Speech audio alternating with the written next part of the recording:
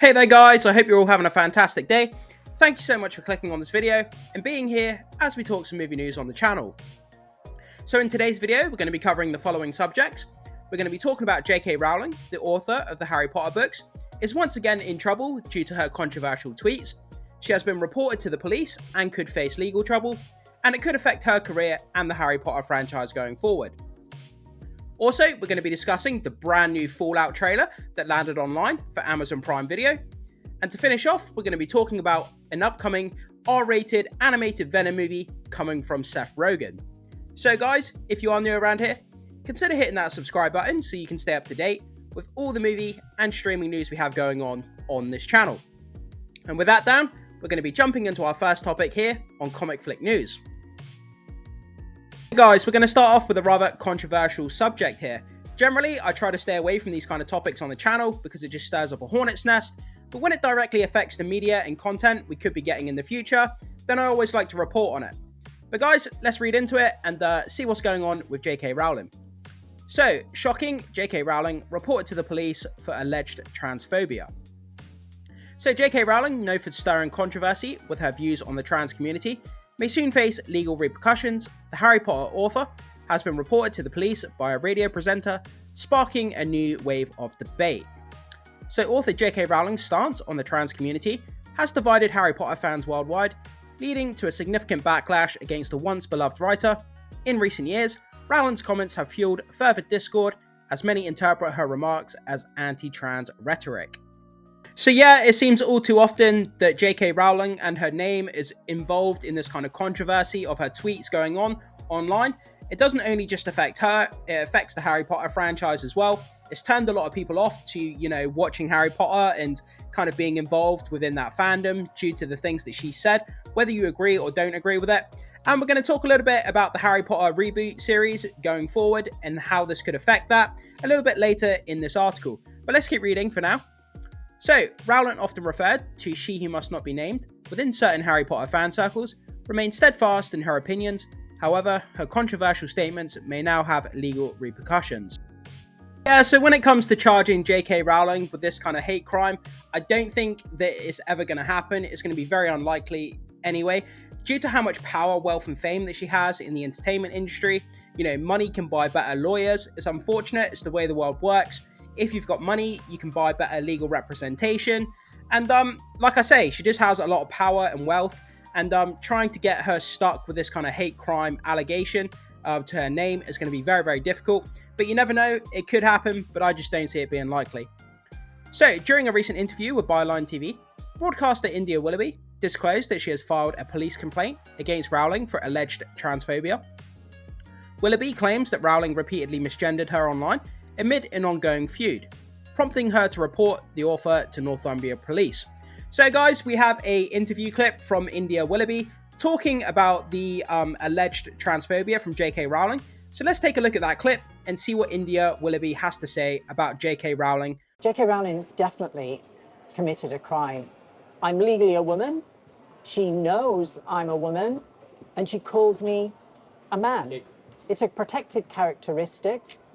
And that is a breach of both the Equalities Act and the Gender Recognition Act. She's tweeted that out to 14 million followers. If you check out the accounts that have been responding to me on the back of that, her trigger, it's absolutely disgusting, putrid, some of the worst abuse I've ever seen on social media. And I know I'm at the centre of it and I might be a little bit biased. Well, what are you going to do about this? What am I going to do about it? Well, I've been to the police and I've reported it as an issue. I contacted Northumbria Constabulary yesterday. So you reported J.K. Rowling I have reported J.K. Rowling to the police for what she said, which I don't know if that's going to be treated as a hate crime, malicious communications, but it's a cut and dried offence as far as I'm concerned. And at the end of the day, it is a hate crime. Trans gender identity is a protected characteristic, just as race is, just as sexuality is. And the equivalent of what J.K. Rowling said, calling a trans person a man deliberately, knowing that that person is a woman, and I am a woman, regardless of what J.K. Rowling says. I've been through everything that's required of me. My birth certificate says female, my passport, all of my documents. I am legally recognized as a woman. And for J.K. Rowling to deliberately, and that is the key word, misgender me, knowing who I am, is grossly offensive. It is a hate crime, and it should be treated just as somebody calling a black person the N-word, or an Asian person the P-word, or Yeah, so that was a interview clip with India Willoughby, a TV presenter, talking about, how she feels about what J.K. Rowling has said online regarding her gender. So Willoughby goes on and continues to say, "I've reported J.K. Rowling to the police for what she said, which I don't know if that's going to be treated as a hate crime, malicious communications, but it's cut and dry offence as far as I'm concerned." So while representatives from Northumbria Police have remained silent, J.K. Rowling has taken to Twitter to respond to broadcaster India Willoughby's accusations of transphobia. The ongoing controversy surrounding Rowling's comments continues to spark debate and scrutiny online. So, quote, "Gender critical views can be protected in law. As philosophical belief, no law compels anyone to pretend to believe that India is a woman.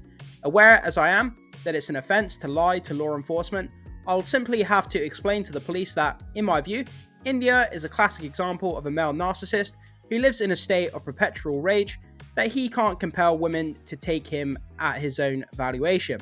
So that was the quote there from J.K. Rowling. I mean, agree, disagree with it. I mean, that's what she said. I'm just reporting it for entertainment reasons. So we have a tweet here from J.K. Rowling. "Some time ago, lawyers advised me not only did I have a clearly winnable case against India Willoughby for defamation, but India's obsessive targeting of me over the past few years may meet the legal threshold for harassment." So it's heating up. This controversy is just getting, worse and worse. And like I keep saying, it seems that it's very rare that we go a month or two without J.K. Rowling hitting the headlines, due to her tweets and controversial nature of the things that she says. Whether you agree, whether you don't agree, it's there, it's controversial, and it's going to have a knock-on effect to projects that she's involved with in the future. So, Warner Bros. Discovery's announcement last year stirred excitement among fans as they revealed plans for a new Harry Potter series exclusively for HBO Max. So yeah, this is what we're going to dive into, talking about the Harry Potter reboot series and how it could potentially affect that going forward. So the upcoming show promises a complete reboot of the beloved movie franchise, featuring an all-new cast and a fresh take on J.K. Rowling's iconic novels. Each season will delve into one of the 7 books, offering fans a chance to experience the magic in a new light. So this is the thing, the Harry Potter franchise is being rebooted on HBO Max as a series, 1 book per season, which is great. But J.K. Rowling is attached to the show. She's not a showrunner, but she's a consultant on the show, I believe. So she's going to be giving her creative input into the show.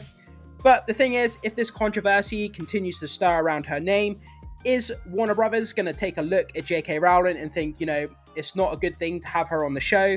If all this controversy is following her around, it's going to put a lot of the audience off from actually watching this Harry Potter show. Remember when, Hogwarts Legacy first came out?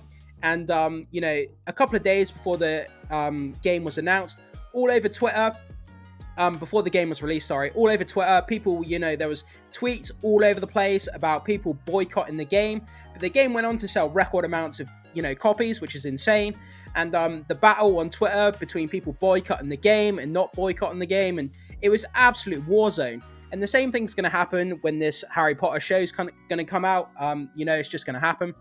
So, however, the news hasn't been without its share of controversy.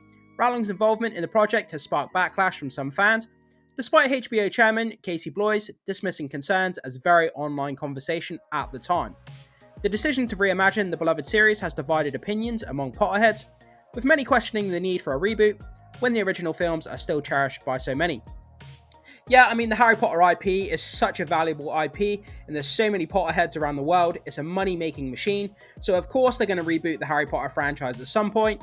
It's there's money on the table, there's money to be made, so of course Hollywood's going to, keep rebooting the franchise as long as they can make money from it. But like I say, with J.K. Rowling being involved in the show, it's going to put a lot of people off wanting to watch the show. So is Warner Brothers and HBO Max, are they going to take a second look at J.K. Rowling being part of the show and potentially kind of distance themselves from her due to this controversy if it gets worse? You never know. By the time the show comes out, it may have died down and people may have forgotten about it. But if it continues to get worse, it'll be interesting to see how this affects the rebooted Harry Potter TV show going forward. But guys, jump into the comment section. Let me know what you think about that. You know, do you think it's going to affect the show going forward? And what do you think about this kind of story of J.K. Rowling and the controversy as a whole? I'd love to know your thoughts and comments on that.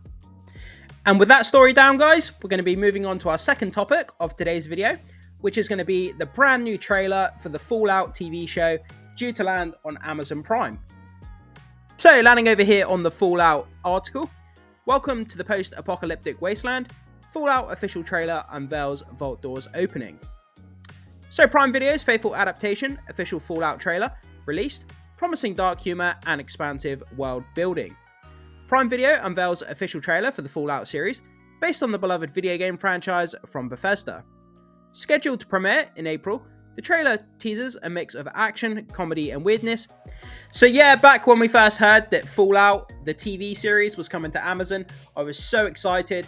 Having grown up playing the Fallout games, you know, getting lost in that immersive world, you know, the post-apocalyptic kind of wasteland, meeting all these kind of crazy characters, you know, using all these crazy weapons as well that you find in the wasteland to achieve different objectives in your missions was so fun. And the fact that they're bringing this to a series is so great. I think a lot of people are very interested, but they just hope that the material is done justice, you know, in the series. And we don't want to be disappointed because, you know, the video game kind of curse has been ripe over the last few years, you know, with Assassin's Creed and different video game franchises that have failed to meet expectations of the fans.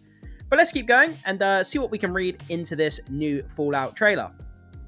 So, based on one of the greatest video game series of all time, Fallout is the story of haves and have-nots in a world in which there is almost nothing left to have.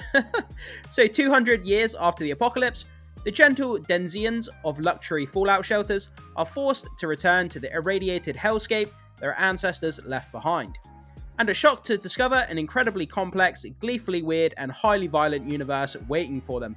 Yeah, that part in the trailer where she comes out, you know, of the vault, and then she meets people in the wasteland for the first time, and she's completely naive. She has no idea what's happened on the surface, you know, with these ghouls and these different factions kind of fighting for supremacy and all the violent kind of nature of what's going on outside of the vault. That's set to be really fun, a kind of a fish out of water story, and I think that's going to be really humorous and really funny as well. So follow Vault Dweller Lucy, played by Ella Purnell, on her journey across the wasteland in the Fallout series, as she bravely rescues her father, witness her struggles to adapt to the harsh realities of the irradiated world above, alongside fellow Vault Dwellers. So, she is innocent and so naive and obviously very privileged as well. Actress Ella Purnell told us during a virtual press conference, when asked what intrigued her about the character, she said, quote, "It was exciting for me to start in that place. You know, she's essentially a newborn baby. She hasn't had any real life experiences. All she knows is what she was taught and what she's read in books, and that she has in her vault. It's limited, and then you put her in the wasteland, and you know what happens? What happens with that? That's really exciting for me to start in." Like I said, that whole kind of fish out of water story where she has no idea what's happened in the wasteland while she's been down in the vault, kind of living a life of luxury. People on the surface have been fighting for their survival, forming these factions, kind of, you know, trying to survive in the best way they can. And she's all of a sudden kind of thrust into that world, and she has to kind of make her way through the wasteland, trying to survive. And she obviously bumps into Walter Goggins' ghoul character along the way. And it looks like he's going to be kind of teaching her how to survive in the wasteland, which I think is going to be super fun. So Ella's character is just the beginning. Get ready to meet a diverse cast of characters in the Fallout series, with 8 episodes packed with mystery and plot twists. Every character faces crossroads in the post-apocalyptic world. When it comes to something like this, the thing that's fun as well, you know, people form factions and teams and stuff, but people are quick to kind of betray each other and, you know, do all kinds of things, backstab each other, because at the end of the day, it's every man for himself. You have to do what you have to do to survive.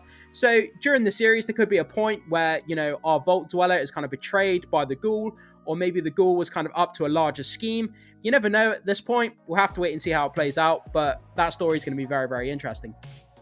So meet the Ghoul, portrayed by Walter Goggins, a mysterious character in the Fallout series.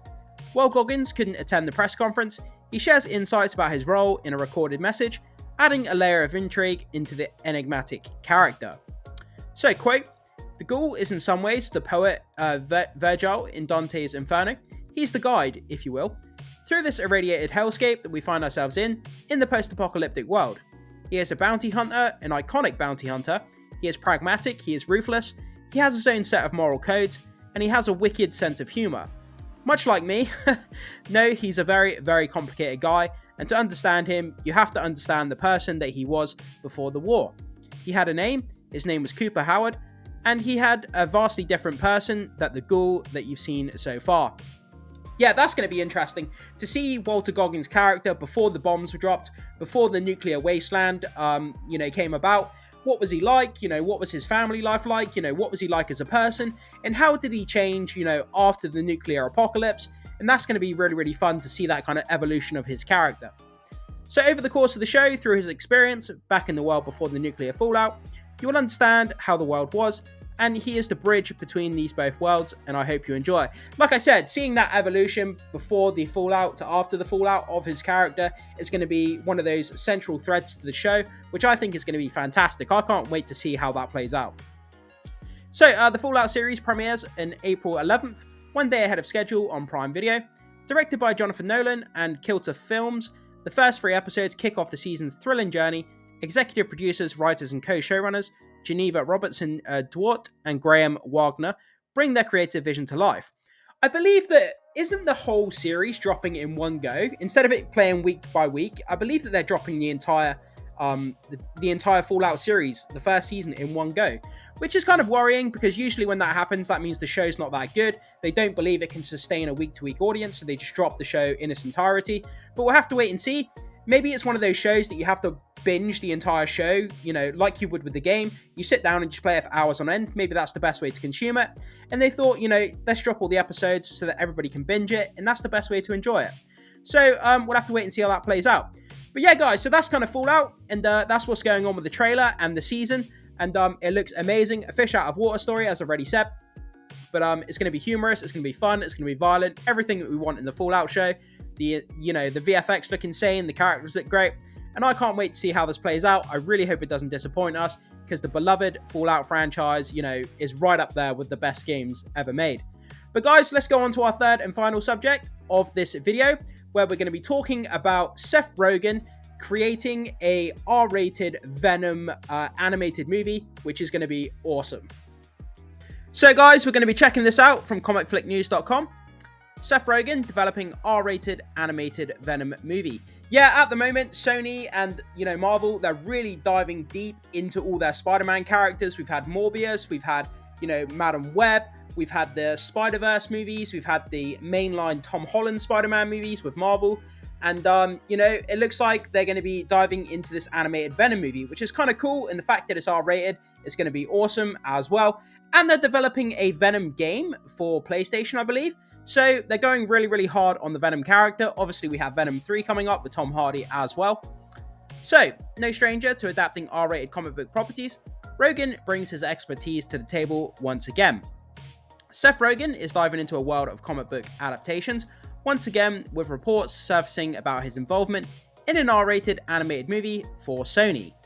This project stands apart from the live-action Venom films featuring Tom Hardy, the Tom Holland Spider-Man series, and the animated Spider-Verse films. So this is going to be a completely standalone animated Venom project. It's going to have no ties to any of the other Spider-Man properties. The Venom movies that feature Tom Hardy, it's not going to be connected to Tom Holland's Spider-Man movies over at Marvel, and it's not going to have any connection to the Spider-Verse movies, across the Spider-Verse and into the Spider-Verse. It's going to be its own standalone project, which is kind of cool. That means they have all the more freedom to kind of do what they want with the character. There's no existing baggage to tie into the Venom character. And it's going to be awesome to see what they do with this. Having an R-rated animated project, though, of just seeing Venom like biting people's heads off but in animation, that's going to be super, super fun. I know a lot of people will be up for that. Hopefully they can keep the same quality as what they've done, though, with the, Spider-Verse animated movies, because those movies are incredible. And if they can bring that quality to a Venom animated project, then I think a lot of people will be very, very excited. Known for his passion for comic books, Rogan has a track record of success with adaptations. His recent work on the well-received Teenage Mutant Ninja Turtles Mutant Mayhem animated movie demonstrates his skill in bringing beloved characters to life. That movie was so charming. I haven't watched anything with Teenage Mutant Ninja Turtles since I was a very young kid, since I was about 10 years old. I used to collect all the figures in the magazines and everything, and I hadn't seen anything in years with Ninja Turtles. And I just went on a whim one day, used my cinema pass to go and watch the movie. I thought it will probably be cute, but I probably won't enjoy it that much. But the movie was so damn charming. It was so good. The characters, the voice acting, the animation, everything about that movie was just absolutely charming as hell. It was so good. Guys, for those of you who have not seen it, make sure you check out the Ninja Turtles Mutant Mayhem movie. It's really good. So, moreover, Rogan is no stranger to R-rated comic book properties, having developed the acclaimed Preacher series and serving as a producer for The Boys and its spin-off Gen V, as well as the hit series Invincible. All of those projects are absolutely incredible. The Boys is a satire on the whole kind of, it's a commentary on the whole superhero genre, kind of deconstructing it. And obviously Gen V, the spin-off, is incredible as well. Not as good, but it's still pretty good. And Invincible, that was great. Very simplistic animation, but the story was so impactful and so incredible. Watch it if you haven't seen Invincible. But the thing is with Seth Rogen, he's got a very kind of crude sense of humor when it comes to his properties. And, you know, some people are on board with it, some people aren't. And I can see why some people find him a bit too much sometimes with his comedic source material, you know, with his comedic material, I should say.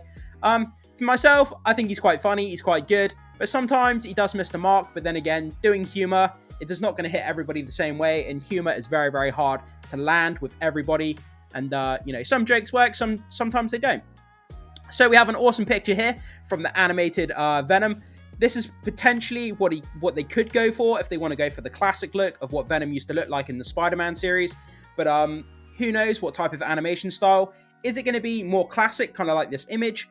Or is it going to be more in tone with what they're doing across the Spider-Verse, that more kind of comic book looking shaded kind of, you know, animation style, where it looks like they've literally just animated pages of the, you know, the comic books, and it looks incredible. So we'll have to wait and see what kind of animation style they go with.